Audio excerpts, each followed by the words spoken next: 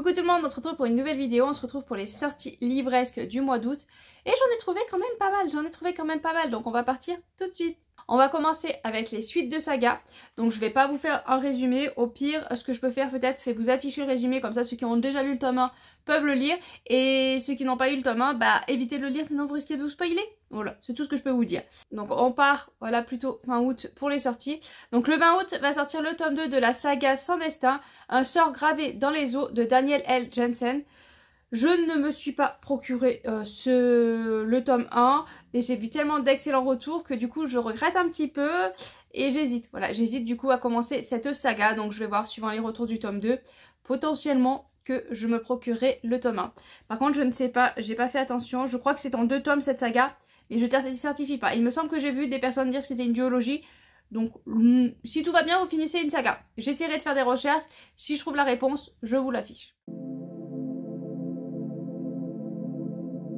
Au reste, le 20 août, il va sortir La Voix de Loré, le tome 2, L'As de la Justice de Marie Fabre. Donc La Voix de Loré, pareil, je me suis pas procuré le tome 1 et je regrette un peu aussi parce que j'ai vu beaucoup d'excellents retours. Par contre, il y a beaucoup de personnes qui ont vu cette sortie du tome 2 et qui ont commencé à avoir peur parce qu'ils avaient très peu de souvenirs du tome 1. Donc finalement, j'ai bien fait de pas me procurer le tome 1. Je vais attendre les retours pareil du tome 2 et si ça vaut le coup, à ce moment-là, je le lirai. Celui-là, je crois que c'est une trilogie. Encore le 20 août va sortir Les Chemins de J, le tome 2, La Souche perdue de Pierre Grimbert, aux éditions Mnemos encore une fois. Décidément les éditions Mnemos me font craquer en ce moment. Me donnent envie en tout cas de craquer. Je ne craque pas, je résiste, mais me donne très envie. Pierre Grimbert, je le note maintenant. Normalement j'ai Le Secret de J, qui est dans le même univers que Le Chemin de J. J'ai très envie de me plonger dedans depuis que j'ai découvert 2 romans de cet auteur que j'ai adoré. Voilà, vraiment il avait une plume extraordinaire. Donc j'ai envie de m'y plonger. Je vais d'abord lire l'intégrale que j'ai et après bah, on verra pour Les Chemins de J. On essaye un petit peu de se raisonner. Encore le 20 août va sortir L'Atelier des Sorciers, le tome 14 de Kamome Shirahama. Désolée, pareil si je prononce mal. Aux éditions Pika.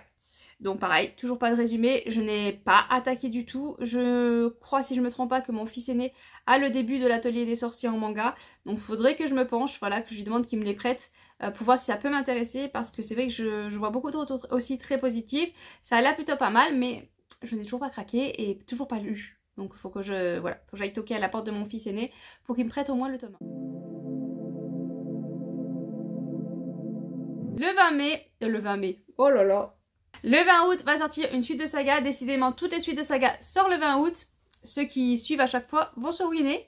Va sortir le tome 11 du détective Didi Warren, Au premier regard de Lisa Garner.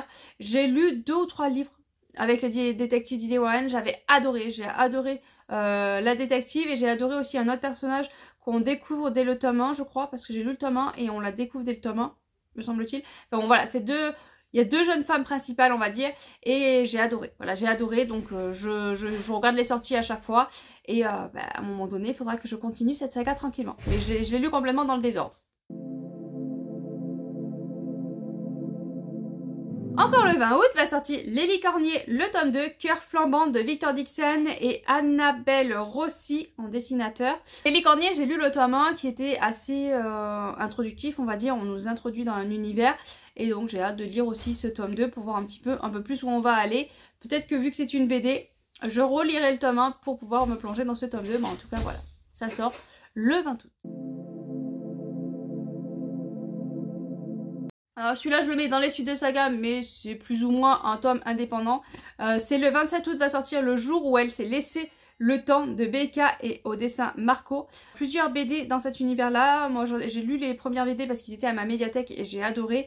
Donc le jour où elle s'est laissé le temps, il y a le jour où elle a raté le bus, le jour où, enfin voilà. À chaque fois ça commence par le jour où. Donc je le mets en suite de saga. Mais ça peut vraiment se lire indépendamment. C'est une BD feel good qui fait réfléchir sur soi. Alors les livres comme ça qui font réfléchir sur soi en roman, c'est vrai que j'ai eu beaucoup plus de mal à les lire maintenant. En BD je trouve que ça passe très bien. Donc peut-être qu'à un moment donné j'essaierai de me procurer voilà, tous les livres de cette entre guillemets saga. Mais comme je vous dis vous pouvez les lire indépendamment. Oui et non parce que il y a je sais plus quel livre où plus ou moins ça se suivait quand même dans l'histoire. Alors on pouvait le lire, on pouvait tout comprendre, mais on se rendait compte quand même qu'il y avait des éléments par rapport d'un livre à un autre qui se suivaient plus ou moins. Qui regroupaient aussi plusieurs personnages qu'on avait vus dans d'autres livres. Je sais plus lequel, ça devait être vers le 5 ou 6. Ça regroupait voilà, les personnages qu'on avait vus dans les autres tomes. Donc ça peut se lire indépendamment, on peut arriver à suivre, mais ça peut être aussi pas mal de les lire aussi dans l'ordre. Au choix.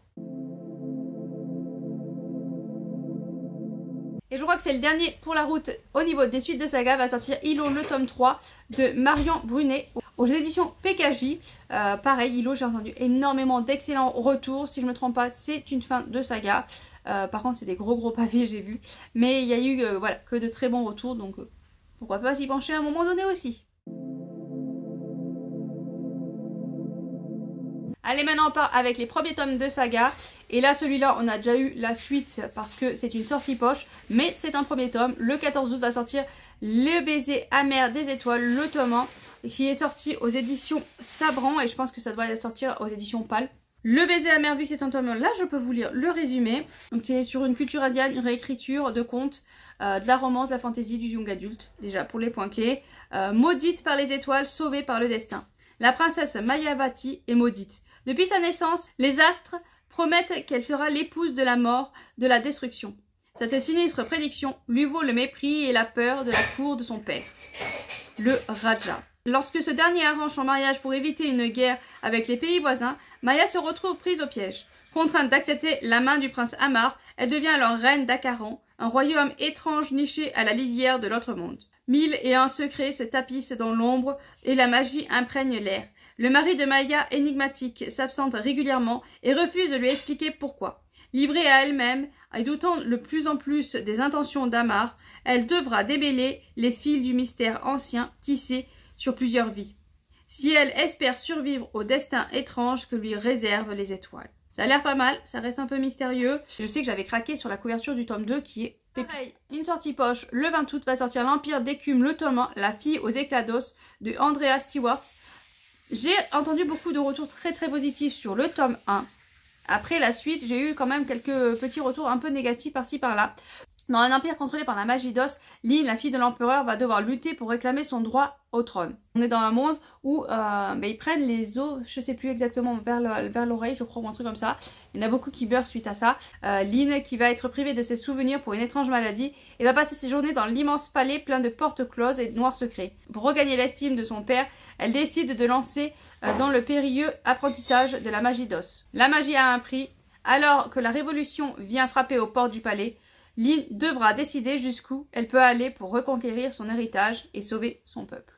On est encore sur de la fantaisie, de la magie et c'est encore du young adulte. Mais c'est vrai que je repère beaucoup de young adultes. Le 21 août va sortir L'Odyssée des Tranchevents, le tome 1, La Dame sans déesse de Noémie Delprat, aux éditions Gulfstream.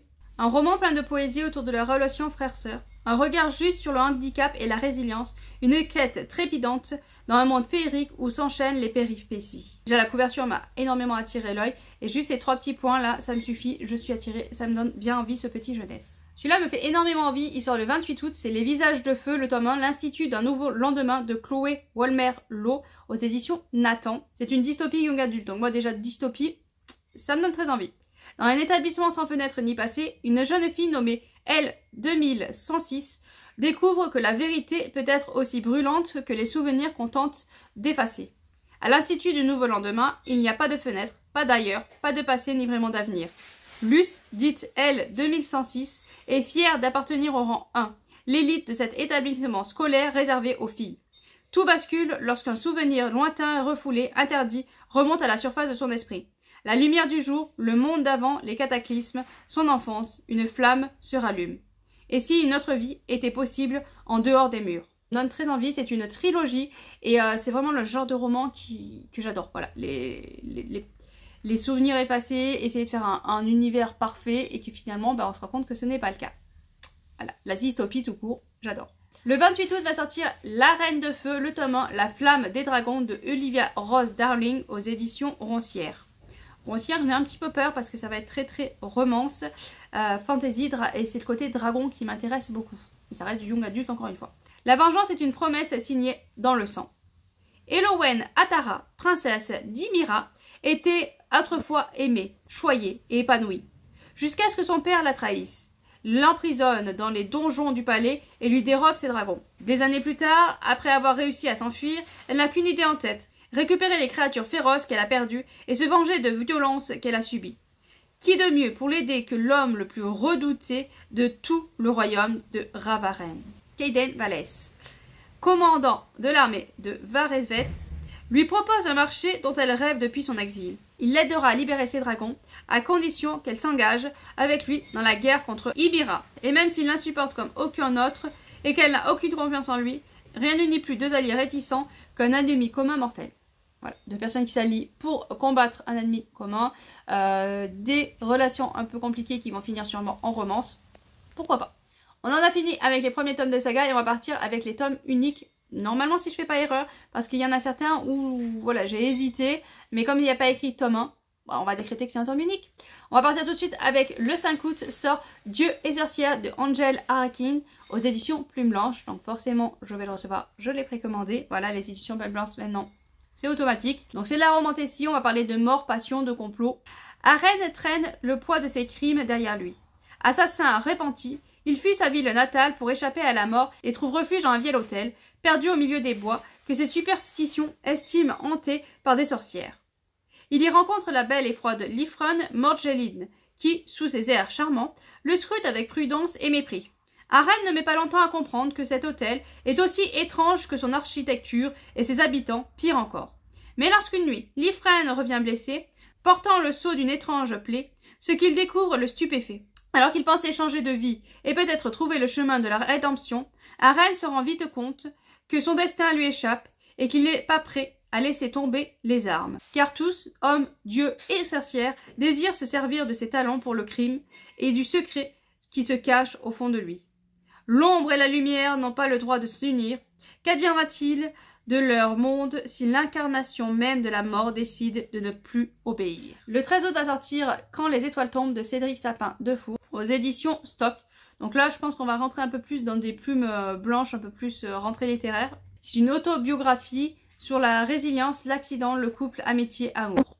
Là, on est dans un récit où on va suivre Cédric et Mathilde. Ils vont faire un saut en parachute. Ou en parapente. Ils vont faire un saut en parapente et durant ce saut en parapente, il va se tourner, il va se rendre compte qu'il voit plus Mathilde et arrivé à l'atterrissage, il va vouloir la retrouver, il ne sait pas si elle est vivante, si elle est blessée, voilà, comment il va la retrouver, il est complètement perdu et donc on va voir voilà, se dérouler cette scène et cette personne se reconstruire je pense. Ode à la beauté de l'instant, ce livre puissant est avant tout un hymne à la vie. Voilà, donc on va sûrement voir voilà, comment on se reconstruit après ça. Le 14 août, en poche, va sortir Ces féroces soldats de Joël Egloff aux éditions Pocket. Dans ce récit, Joël Egloff va retracer l'histoire singulière et tumultueuse de sa famille durant la Seconde Guerre mondiale en Moselle. Pièce par pièce, il entreprend de reconstituer le puzzle de l'enfance et de l'adolescence de ses parents sous le jonc nazi. En entrelaçant la petite histoire et la grande, il évoque des années noires et retrace les périples tragiques de son père à travers l'Europe.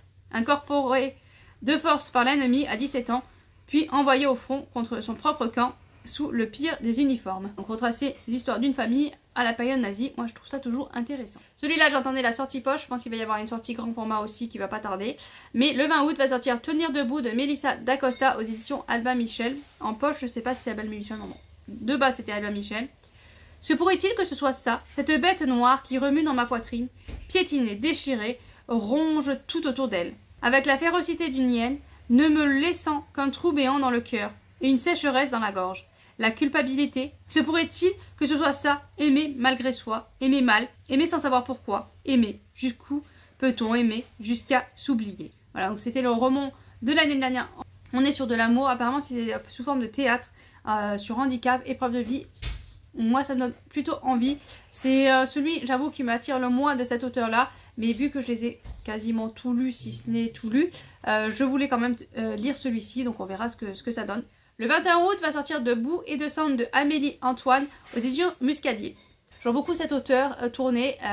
Il y a beaucoup d'excellents retours.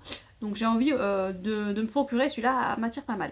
Donc dans ce livre-là, on est avec un volcan qui va faire éruption. On est en 1985 et ça va en une demi-heure, tout va être détruit. Mais au petit matin, il y a une jeune fille de 13 ans qui arrive à sortir des décombres, qui a survécu. C'est la seule qui a survécu et donc c'est son histoire dans ce livre-là. Ça me tente énormément. Le 21 août va sortir Étoile fuyante de Marc C. Asso aux éditions Scrinéo. Qui dit Scrinéo, je pense, dit jeunesse young adulte, à vérifier. Le camp des Miles, lieu d'internement puis de déportation vu aux hauteurs d'enfants. En 1942, âgée de 13 ans, Mathilde habite en face du camp des Miles, près d'Aix-en-Provence. Elle peut y entrer grâce à son oncle qui pratique le marché noir. Là, elle rencontre de nombreux prisonniers d'origine étrangère qui vivent dans des conditions difficiles. Elle fait ce qu'elle peut pour alléger leurs souffrances. Au cours de l'été, le camp se remplit de femmes et d'enfants, essentiellement des juifs. Leur arrivée fait écho à la rafle du Val-d'Hiv qui vient de se produire à Paris. Mathilde se lie d'amitié avec Rachel, une jeune déportée. Ensemble, elles élaborent un plan d'évasion incroyable, mais très dangereux. Foisonnant d'anecdotes sur cette période trouble de l'histoire, ce roman interroge sur nos choix personnels. Qu'aurais-je fait à sa place? Voilà. Donc moi je trouve ça plutôt pas mal. Et voilà, comme je vous dis, Scrinéo, normalement c'est du jeunesse young adulte. Donc si ça peut interpeller un peu les jeunes sur ce pan de l'histoire, ça peut être intéressant. Le 21 août va sortir en poche La chute d'Arthur de J.R.R. Tolkien aux éditions Pocket. Donc on est sur la légende arthurienne. La chute d'Arthur est l'une des œuvres les plus surprenantes de J.R.R. Tolkien. Conçue au début des années 1930 et délaissée par la suite, elle nous offre une approche tout à fait singulière de la légende arthurienne, tant par son contenu que par sa forme. L'auteur s'inspire de la matière de Bretagne en recourant à la poésie allitérative anglo-saxonne constatée dans les tout premiers poèmes anglais. Donc, je ne connaissais pas du tout ce livre-là, donc ça peut être plutôt intéressant. Après, j'ai un petit peu peur voilà, du niveau un peu élevé. J'avais peur aussi du Seigneur des Anneaux, finalement c'est très bien passé, donc voilà, pourquoi pas quand même essayer. Le 21 août va sortir Du côté des vivants de Violaine Béraud. Donc là on va suivre deux personnages qui sont dans la chambre 308, qui sont sur lit d'hôpital. On a un personnage qui a vu la mort de très près et qui n'a plus envie de se battre. Je crois qu'il y en a un qui a le cancer et qui récidive et qui n'a plus envie de se battre. Une personne et un homme assez âgé.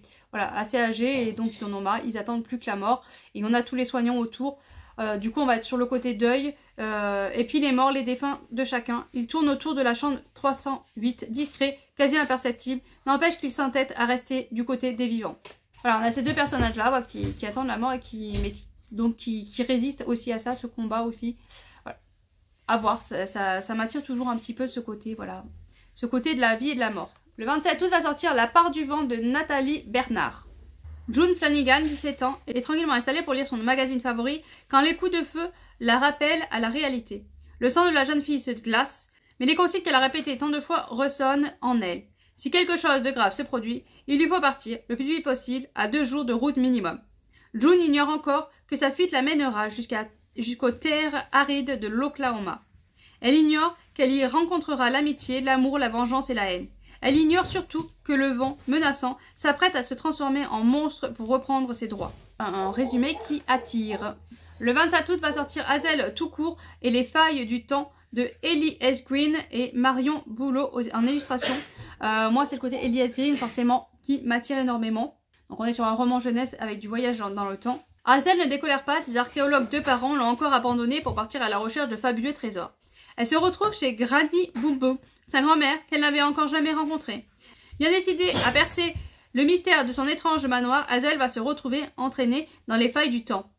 Dans ce livre, vous trouverez un dinosaure apprivoisé, un lapin au QI très élevé et une machine à remonter le temps. Un jeunesse qui a l'air très intéressant, moi ça m'attire vraiment. Le 28 août va sortir The Reine, le voyage maudit de Franzo Pizarro. Aux éditions Le Héron d'Argent. Alors les Hérons d'Argent, j'ai un petit peu peur parce que le peu de livres que j'ai lus chez eux, c'était bien, mais sans en plus, donc à voir. Un TGV lancé en pleine vitesse, un tunnel qui n'en finit jamais, des passagers qui disparaissent un à un, la réalité vacille et l'horreur commence. Un huis clos magistral embarqué si vous l'osez. Voilà, c'est le côté huis clos et le train qui n'en finit pas, le tunnel qui n'en finit pas et ça disparaît. Que se passe-t-il? Que se passe-t-il? Le 28 août va sortir un livre de Fabrice Guénaud aux éditions Arléa.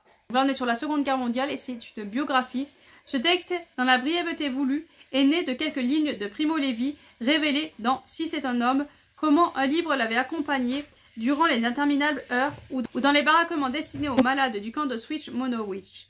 Le jeune homme de 25 ans, qu'il était atteint de scarlatine, ignorait si ses voisins de lit et lui-même allaient être exécutés. Si c'est un homme de Primo Levi, je me rappelle l'avoir lu 3 ou 4 fois. Donc celui-là, je le connais bien. Donc à voir ce que ça peut donner. Je vais quand même attendre les retours, voir comment... si c'est abordable, on va dire. Parce que je pense que c'est un livre qui est parti de la rentrée littéraire. Et la rentrée littéraire, J'ai toujours un petit peu peur par rapport à mon niveau intellectuel. Le 28 août va sortir Des femmes et d'acier de Cécile Chabot aux éditions Pocket. Donc ils sont en poche. Le 5 juin 1919, alors que la nuit tombe, le docteur Nicole Magin, 40 ans, tente de trouver le sommeil et se remémore les moments forts de son existence. Spécialiste de la lutte contre les maladies contagieuses et le cancer, elle se souvient surtout du front de Verdun, où elle a été mobilisée par erreur. C'est parmi les poilus, sous les bombardements, dans les hôpitaux militaires et les installations de fortune qu'elle écrira son destin. Amie de Marie Curie, féministe courageuse, confrontée à la dureté de la guerre et de la misogynie, Nicole se rappelle aussi les fêlures de femmes. Car, plus que quiconque, elle le sait, c'est les douleurs intimes que naît les dépassements de soi. Ça m'attire énormément cette histoire de femme médecin qui va se retrouver sur le front durant la guerre, au milieu de tous ces hommes. Je suis curieuse de voir ce que ça peut donner. Donc voilà pour les sorties du mois d'août. Il y en a des qui ont l'air vraiment excellents. Je suis énormément attirée. Je vous mets une petite photo des livres qui m'attirent le plus. Mais j'avoue qu'ils m'attirent tous. Alors ça va être compliqué de faire une sélection, mais j'essaie d'en sélectionner un minimum et de vous mettre ça là. Sur ce, je vous laisse. Je vous souhaite de bonnes lectures et à bientôt bien sûr. Et vous avez repéré quoi comme sortie au mois d'août? Dites-moi tout.